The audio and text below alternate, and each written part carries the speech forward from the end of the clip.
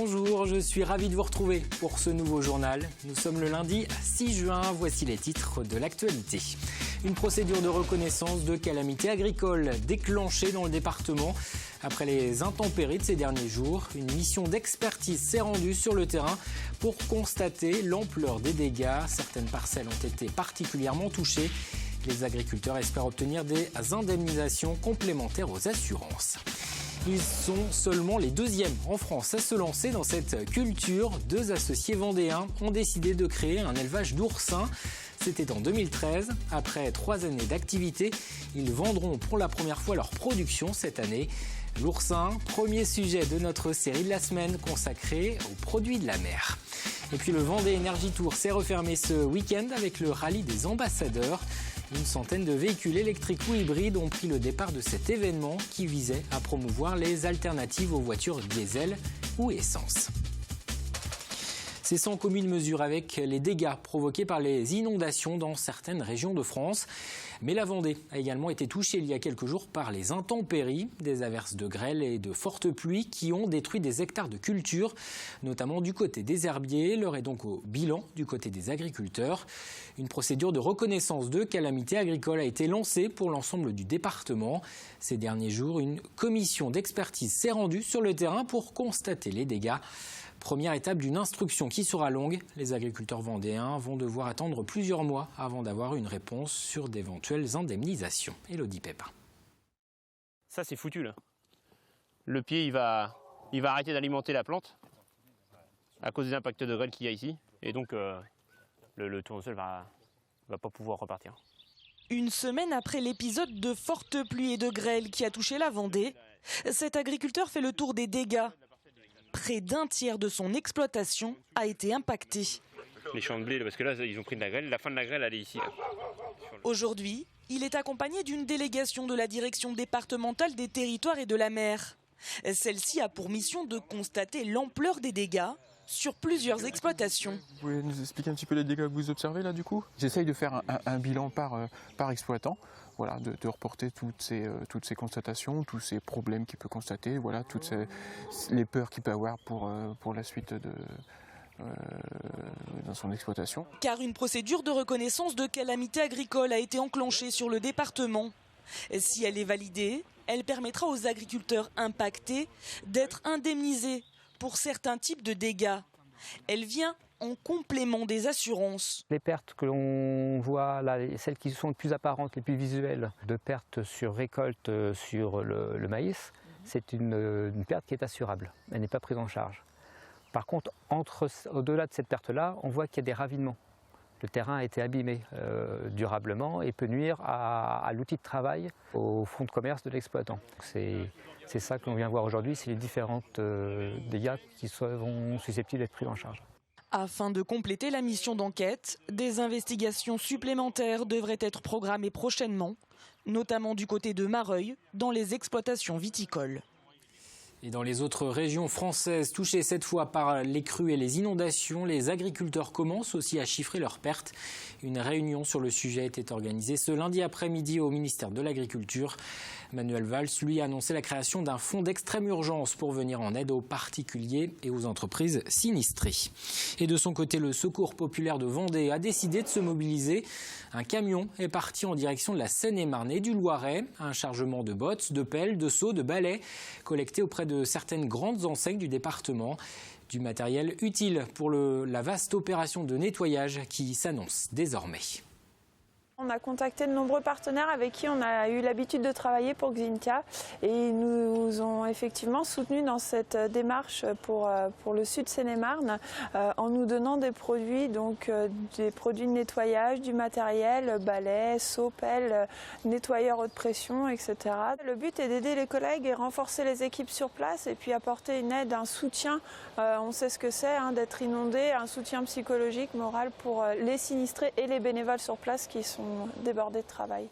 Et un deuxième convoi pourrait partir prochainement avec cette fois des matelas et de l'électroménager. Le Secours populaire de Vendée a d'ailleurs lancé un appel aux dons pour financer cette action.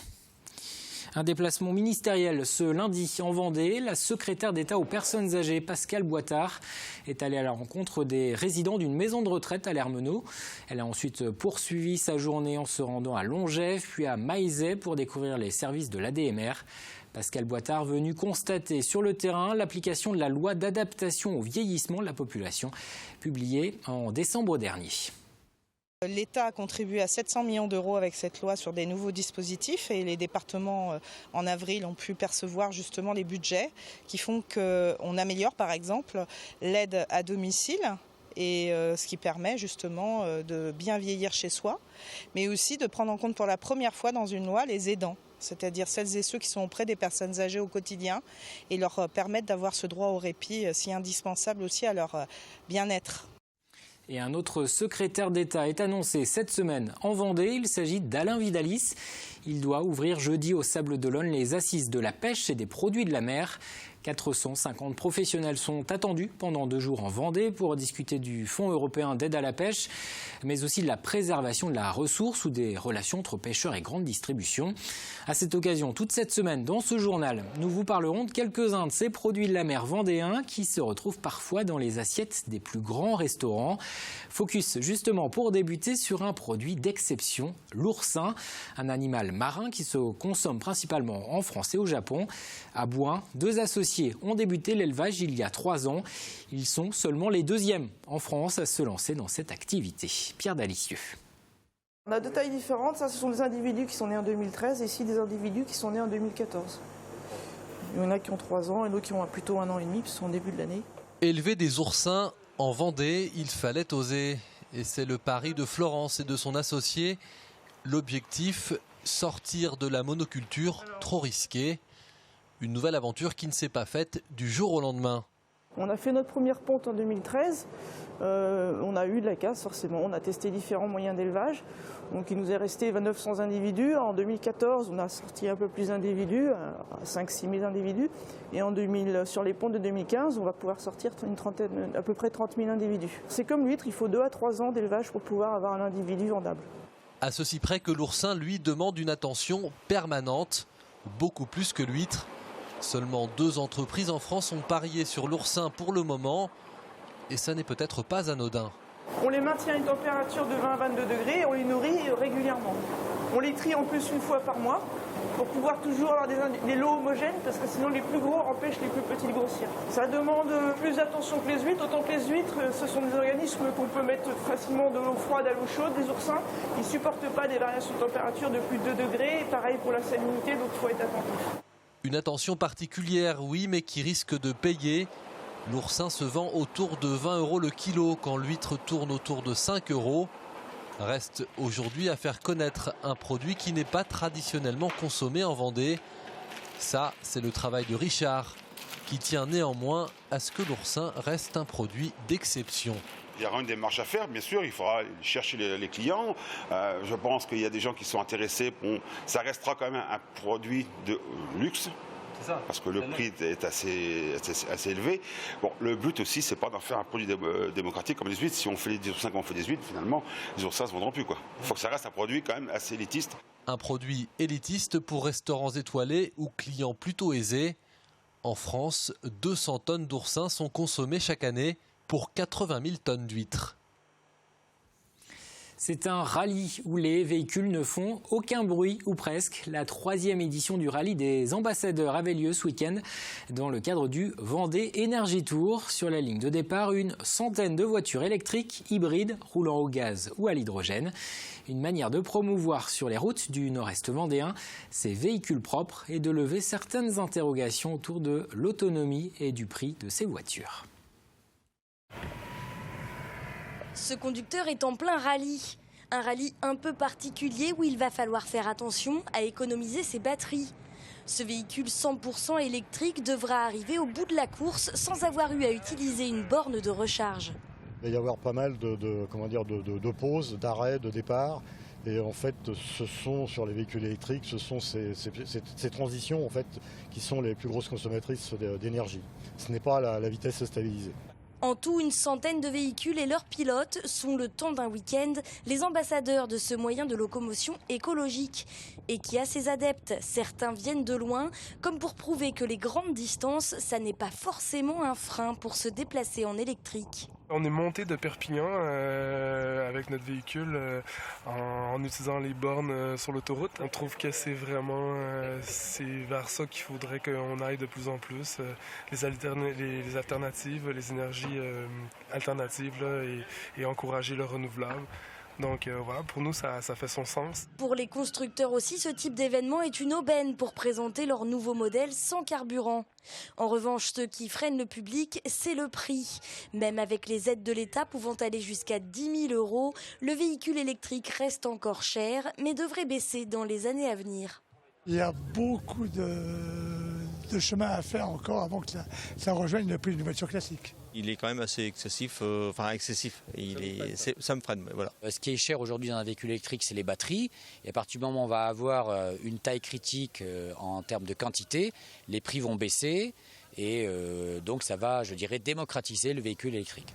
En Vendée, le nombre de véhicules électriques ne cesse d'augmenter. De 250 l'an passé, il est de 700 aujourd'hui. La preuve que même en milieu rural, la voiture électrique a toute sa place. C'est une période importante pour les musulmans. Le Ramadan commence. Le Conseil français du culte musulman et la mosquée de Paris ont fixé son début à ce lundi. Le Ramadan, c'est le mois sacré du jeûne dans l'islam. Les pratiquants sont invités à ne pas boire, à ne pas manger, à ne pas fumer entre le lever et le coucher du soleil. Un Ramadan qui intervient cette année au moment où les journées sont les plus longues. Il y a un temps d'adaptation au niveau physiologique, mais ensuite c'est l'aspect religieux qui prend le dessus et on se rappelle du cadeau de Dieu, c'est-à-dire que c'est un mois où on doit se faire pardonner nos péchés, donc on agit de façon à ce qu'on se fasse pardonner. C'est-à-dire on pratique beaucoup la lecture du Coran et on doit faire tout ce qui va avec, c'est-à-dire être bienfaisant envers les gens et faire tout ce qui peut nous apporter des hasanats, des bonnes choses pour nous. On ouvre une page sport à présent avec d'abord la Transat New York-Vendée-les Sables. Le village d'arrivée au Sables d'Olonne se prépare à accueillir les skippers. Selon les dernières prévisions, les premiers bateaux devraient s'amarrer au ponton du Vendée Globe mercredi matin. Les conditions météo ne sont pas optimales dans le golfe de Gascogne. Il n'y a pas de vent en ce moment. Et impossible de dire à l'heure actuelle qui franchira la ligne d'arrivée en premier. Les 3 premiers sont au coude à coude. Au dernier pointage de 16h30, Jérémy Bayou était toujours en tête. Le skipper de Maître Coq n'avait que 5000 d'avance sur Sébastien Josse. En 3e position, Alex Thompson, lui, suit une route un peu plus au nord. En football, en national, une avalanche de buts, mais pas de vainqueur dans le derby vendéen. Luçon recevait les Herbiers pour le compte de la 34e et dernière journée de championnat. Les deux équipes se sont séparées sur le score de 3-3. Côté Herbretais, c'était le dernier match de Franck Rizzetto. L'entraîneur qui part pour Reims laisse le club dans l'attente. 15e, donc relégable. Les Herbiers pourraient être repêchés. Et Luçon, de son côté, termine 11e du championnat sur une série de 10 matchs sans victoire. Écoutez les deux entraîneurs vendéens. J'ai essayé d'apporter tout ce que j'ai pu à ce club. Voilà, j'ai essayé de le faire grandir. J'espère qu'il continuera à grandir. J'espère qu'il sera maintenu en national. Je ne pense pas qu'il le mérite vis-à-vis des gens, des éducateurs, des bénévoles, de tous les partenaires qui suivent ce club. Voilà, c'est vrai que la deuxième partie de saison a été difficile. Mais moi, j'en retire que du bonheur sur ces 3 années que j'ai passées ici. Je crois que cette année, ça sera une grosse déception dans le sens où on avait des moyens de faire quelque chose. On l'a prouvé en étant sur le podium assez souvent, ou très longtemps. Et puis voilà, je ne sais pas, il y a une cassure. C'est vrai que le match de Consola chez nous a fait très mal. Le match vient partout. Et c'est ce qui a manqué au groupe, cette capacité à se reconsolider, justement à trouver des forces à travers les défaites. Direction Chavagnant-Paillé à présent. La 14e édition des Rendez-vous au Jardin se déroulait ce week-end. Plus de 2000 lieux en France, dont une trentaine en Vendée, étaient à découvrir. L'occasion de visiter en particulier certains jardins privés exceptionnellement ouverts. C'était le cas du parc du Château de la Chardière. Reportage Grégoire de Châtillon. Ce qui frappe tout de suite quand on découvre ce parc, ce sont ces 2 cèdres majestueux, 2 cèdres du Liban, âgés environ d'1 siècle et demi. les joyaux du parc du château de la Chardière. Pour Anne-Catherine de Suzannet, la propriétaire, ces arbres lui évoquent de merveilleux souvenirs. J'ai plein d'images quand je faisais des cabanes et puis après c'est mes enfants qui ont pris le relais. J'ai 5 enfants qui ont joué mais des heures et des heures dans ces cèdres. Donc oui, ils font partie de la maison, de l'histoire de la maison. Paysagé à la fin du 19e siècle, le parc du château est mixte, parc romantique et jardin clos à la française. Les buis datent de 1895, au moment où le jardin à la française a été implanté. Donc ils sont encore en bonne santé. Un jardin à la française qui n'a plus tout à fait l'allure de ses origines. Avec cet espace abrité des vents, Anne-Catherine a alors créé son petit potager. J'aime bien, il a un petit côté bohème et voilà, j'y passe beaucoup de temps. Et grâce à ça, on mange des bons légumes, pas traités. Voilà. Parce que j'avais laissé les myosotis et en fait en 2 jours avec la pluie, c'était joli, c'était bleu partout. Le jardinage est un vrai plaisir pour la propriétaire des lieux qui s'y emploie 3 à 4 heures par jour. On est bien quand on jardine, on se vide la tête, on est en symbiose avec la nature, j'aime beaucoup. C'est beaucoup de travail. C'est vrai qu'autrefois il y avait de nombreux jardiniers. Maintenant je suis un peu la seule, je suis un petit peu aidée mais peu. Anne-Catherine de Suzannet s'active continuellement à agrémenter le parc, à lui redonner de plus en plus de couleurs, à le restructurer. Son grand projet, réhabiliter le jardin à la française afin qu'il puisse ressembler à ce qu'il était il y a 120 ans. Avant de se quitter, un mot de la météo prévue pour ce mardi. Le département sera coupé en 2 avec du soleil sur le littoral et sur une large partie ouest de la Vendée. Dans les terres, un ciel plus menaçant avec des risques d'averses orageuses. Les températures 15 à 16 pour les minimales, jusqu'à 25 dans l'après-midi. Le détail des prévisions dans un instant avec Armel Pavageau. Et on termine ce journal avec quelques images de la Run Color organisée ce week-end à Jars-sur-Mer. Un événement importé des États-Unis et qui s'inspire d'une fête hindoue. Le principe, courir 5 km dans des nuages de poudre de couleurs jetés sur les participants. On se quitte sur ces images. Moi, je vous donne rendez-vous demain pour un nouveau journal.